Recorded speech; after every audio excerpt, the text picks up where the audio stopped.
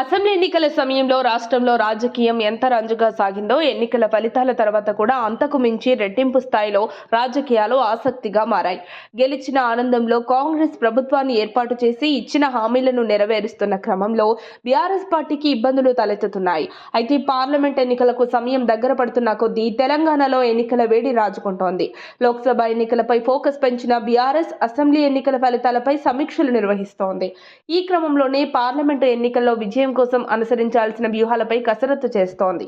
ఇందులో భాగంగా పార్లమెంటు నియోజకవర్గాల వారీగా సమీక్షా సమావేశాలు నిర్వహిస్తున్నారు కేటీఆర్. అయితే 17 స్థానాలకు గాను ప్రస్తుతం బీఆర్ఎస్ పార్టీకి 9 మంది పార్లమెంటు సభ్యులున్నారు.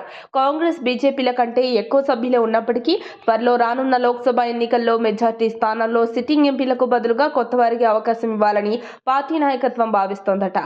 ప్రస్తుతం సిట్టింగ్ ఎంపీ స్థానాలు వరంగల్, పెద్దపల్లి, నాగర్ కర్నూల్, జహీరాబాద్, మహబూబాబాద్, మహబూబ్ నగర్, మెదక్ లాంటి పార్లమెంటు స్థానాల్లో కొత్త అభ్యర్థులను బరిలోకి దింపాలని బీఆర్ఎస్ అధినేత యోచిస్తున్నారట. మిగిలిన పార్లమెంటు స్థానాల్లో సైతం కొత్త అభ్యర్థులకు ఎక్కువ మందికి అవకాశం ఇవ్వాలని బీఆర్ఎస్ పార్టీ భావిస్తోంది. కొత్త అభ్యర్థులకు అవకాశం ఇవ్వడం ద్వారా ఎక్కువ పార్లమెంటు స్థానాలను గెలుచుకుంటామనే అభిప్రాయాన్ని అధిష్టానం దృష్టికి తీసుకువెళ్తున్నారు బీఆర్ఎస్ శ్రేణులు.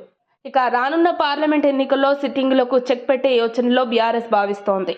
అసెంబ్లీ ఎన్నికల్లో సిట్టింగ్లను మార్చకపోవడంతోనే ఓటమి పాలయ్యామనే అంశాన్ని సమావేశాల్లో ప్రస్తావిస్తున్నారు. ఇదే విషయాన్ని జహీరాబాద్ పార్లమెంటు సన్నాహక సమావేశాల్లో కేటీఆర్ ప్రస్తావించారు. ఇదే క్రమంలో ఇక చేవెళ్ల, కరీంనగర్, ఖమ్మం పార్లమెంటు స్థానాల అభ్యర్థులను కార్యకర్తల సమావేశాల్లోనే అనౌన్స్ చేశారు. ఇక మిగతా సీట్లలో అభ్యర్థుల మార్పులు తప్పదని సంకేతాలు ఇస్తోంది గులాబీ అధిష్టానం. ఇదే జరిగితే సిట్టింగ్ ఎంపీలు కాంగ్రెస్, బీజేపీ పార్టీల వైపు చూస్తారని ప్రచారం జరుగుతోంది. మరి గులాబీ అధినేత కేసీఆర్ లోక్సభ ఎన్నికల కోసం ఎలాంటి వ్యూహాలు రెడీ చేయనున్నారో వేచి చూడాల్సిందే. మరిన్ని అప్డేట్స్ కోసం మా కాయ్ టీవీని సబ్స్క్రైబ్ చేసుకోండి. మా వీడియో కనుక మీకు నచ్చినట్లయితే లైక్ చేయండి, షేర్ చేయండి. మీ విలువైన అభిప్రాయాలను కామెంట్ బాక్స్లో తెలియజేయండి.